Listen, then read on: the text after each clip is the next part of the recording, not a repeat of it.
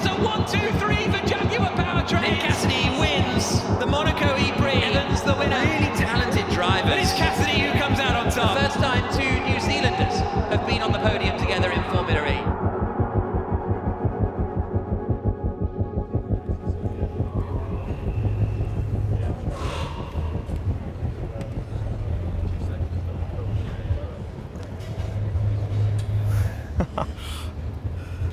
Oh wow. Wow. What was that? Mate, look I at have you. no idea. I look the same now, right? You're trimmed up a bit.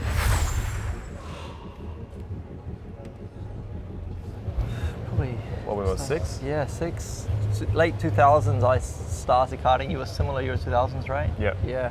Same year started karting, and it's always been super competitive, huh? Even since we're 7 years old. Yeah, like probably more when we're younger, right?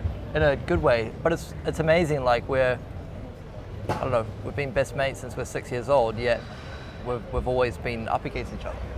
Yeah, from go-karts, even teammates in TRS as well afterwards. Yeah. Yeah, so, and then after that we obviously went on our own path, but yeah, I mean, taking us back to these days is crazy. Yeah. I don't know what year that was. I don't even know when that, yeah, I don't even know what event that is. Probably the Nationals maybe? Yeah. Looks like you won the big trophy. I don't know how I was on the weight limit. How the attraction man, look at it. Yeah.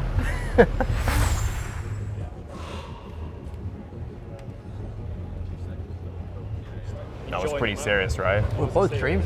We dreamed of it. Like it's amazing. Probably on my side anyway. I was that kid who dreamed of it, but parents probably didn't think it was really possible and took it year by year. You were in a similar boat, but obviously probably a little bit more of a motorsport background, right? Yeah, like my dad's heavily into motorsport, so it was like, it wasn't forced upon me, but he was really wanting me to do it. But then obviously it depends on how I go, right? And I think Nick and I were both lucky. We started winning quite young, from when we were like 6, 7, and then we got the drug of, it's the most powerful drug is when you win, Yeah. right? Yeah. And then we just hooked from there. It was very serious from a young age. Probably for me, from when I was 7, it was like a clear thing that I wanted to do. I would say Nick had me covered in go-karts. Yeah, then it changed for TRS. So I think once we went to cars, I think you had the I edge seemed on more me, comfortable and- in cars than karts. Nick And- was super quick. He was like always the guy to beat in karts.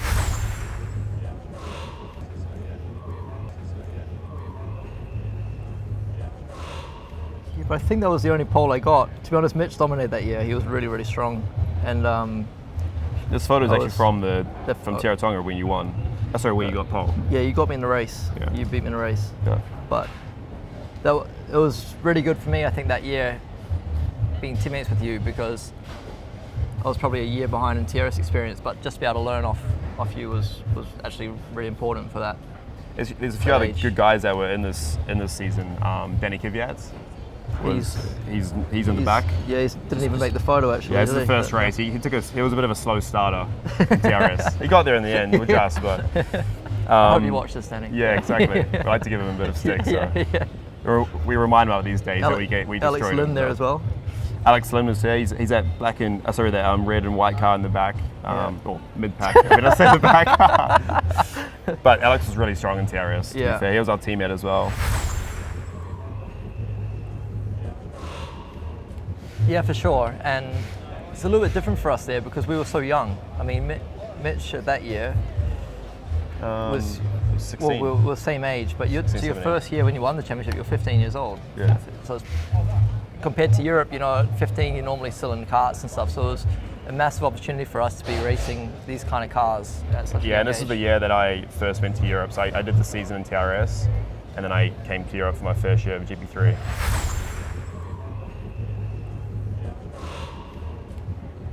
No, on track? probably only in karts, I would say. Yeah, there's a few. I mean, in cars we race against each other like every weekend almost. So we had a few moments where we took each other out, or there was contact or disagreements, let's say. Actually, I reckon our biggest fights were probably on PlayStation. Yeah.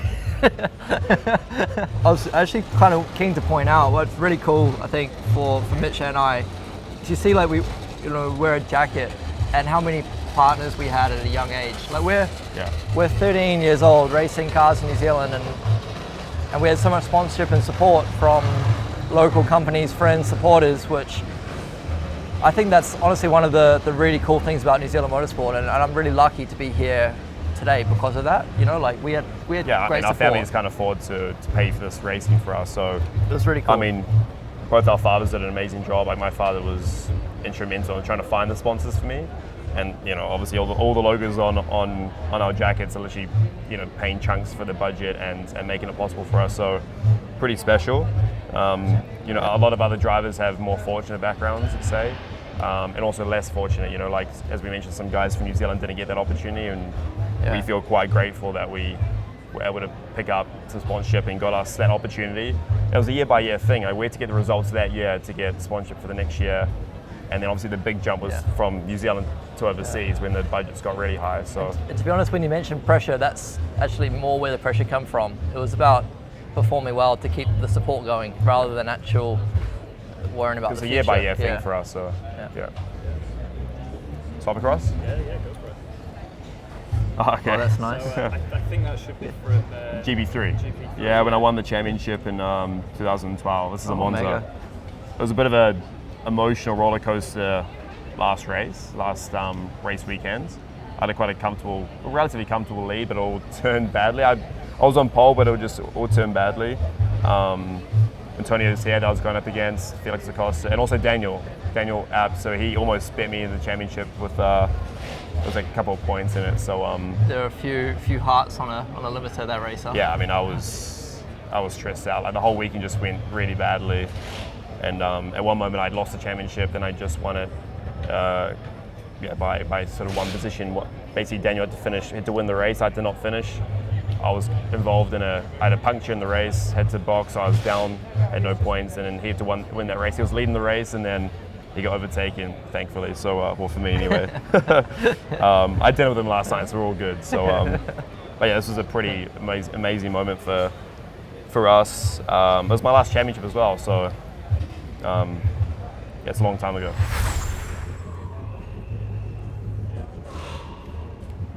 Yeah, it was a big move, but it was like a move that I was just really eager to do. I left school. I moved, to the other side of the world when I was 16. Had no idea how to really live. My mum lived with me for a few months to just basically make sure basically so I could survive and teach me all the basics. But racing side I was just so excited. And I was quite lucky. It was a really tough first year in terms of competition, like going up against Valtteri Bottas, Collado, and a few other really, really key guys. But I won my second race in GP3 in 2011. That was a really massive confidence booster. It's a massive grid, 30 cars, so I needed like a good result straight away, and I did that. And I was leading the championship at one point in 2011, so I feel like I could have won that year, but I just had a bit of bad luck towards the end of the season. But to get it converted in the next year was really important. But yeah, it was a big move across, and it was tough. I remember that first year was like I was super homesick. I luckily had my parents at every race, but it was tough. It was tough. But now, my life's in Europe, so it's all good. But yeah, those first years were pretty tricky. Oh yeah, 2015. Okay. Yeah, that's at, cool. The BRDC Awards. To be just part of the BRDC is pretty special, and I think that's a really amazing thing how they include the Commonwealth and the drivers are in that club. So it's pretty prestigious, and the history there is pretty amazing. So that was really cool to be recognised. Stop across. Wow. Okay. 2016. This was a really tough year for me, to be honest. Yeah, I was very fortunate. I got an opportunity with the Galau family, the Indonesian family from Indonesia. They gave me a chance when I was kind of off the back of 3 tough years in GP2. They gave me a chance to compete again in GP2. This was the final year before FE, I guess. Yeah, so this is the year I signed with Formula E. I was a bit of a crossroads in my life and my career, and I didn't really know what was going to be next. So it was a really tough year on track in GP2. It's actually this race I actually won. And it was a 1-2 with Sean, which was incredible. But it was like kind of the only good result throughout the whole year. But off the back of that, it was a bit of a light at the end of the tunnel with signing with Jaguar, and obviously that's really set me up from a professional for my professional career. So mixed emotions seeing this, to be honest, because it is a good result, but it was a tough period for me mentally.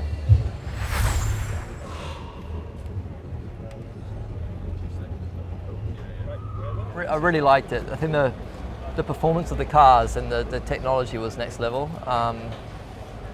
I still, even to this day, I think from a mechanical setup point of view and tyre development point of view, for me it's the world's reference. A lot of that knowledge and experience there helps me today, and this was just a really good year for me. We got the championship. Toyota was really strong with a new car. We had LC500 with the Lexus, and I was with a new teammate that year.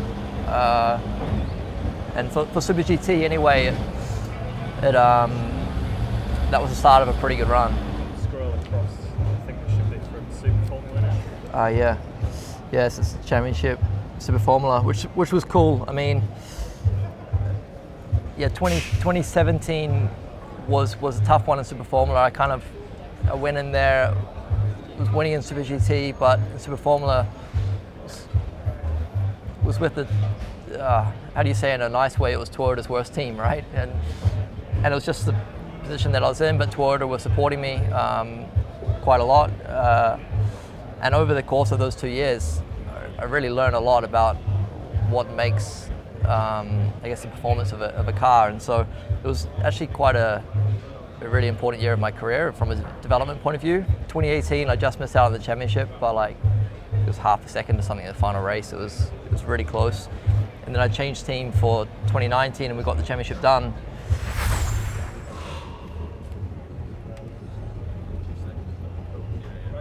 It's awesome. It's awesome, yeah. Obviously this year it's changed a bit because we're working closer together, let's say, because of the Jaguar powertrain relationship.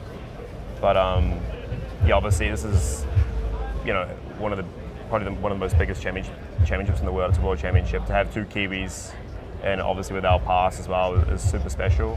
And to have some of the recent results it's pretty crazy, right? So it's kind of hard to put into words. Yeah, I think the way we race these days is, we're racing for big brands, and I think we're quite mature about it in a way. So everything that's all the battles we on really the track, appreciate the opportunity, right? Exactly. We really appreciate. We come from not much. We've grafted for many years. Started 22 years ago, and we appreciate the opportunity we've got. So a lot of respect between us, but also respect for the situation that we're in. Yeah, look, that race was cool. It could have been Nick's that one. It could have been, obviously I got in the end, but it was honestly it was tight. It was the best second place I probably ever had. It was really cool. Yeah, but I just think we're more mature about it now. Yeah. I think, and we have a lot of respect for each other. So it's just, we can accept maybe awesome. those results a bit. Yeah. If one of us loses out, we can accept it more now because we know the other guy's done a good job or a better job, and we can, it's okay to accept that. Where I think when we're younger, it's like you make more excuses, or you want to be that guy, right? You want to be that guy, maybe a bit more bitter. But now it's different.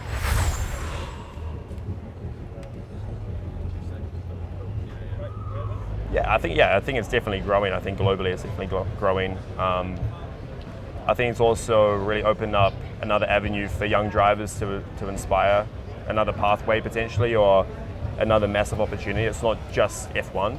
And obviously we're all professionals, right? We're all getting paid to race in this category. No one's bringing money. So it's definitely a championship where drivers young kids can aspire to and try and get there on pure merit, instead of all the other political stuff that other categories have. So I think that's quite inspiring, and I think it's cool that kids that came from our sort of background still have that opportunity to try and make it as a professional racing driver.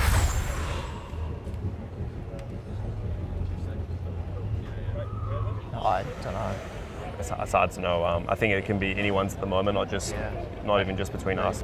I had a really tricky start. I was, I think, 80 points behind at one point. I'm only, I think, 20 odd. So that for me is fine at this point.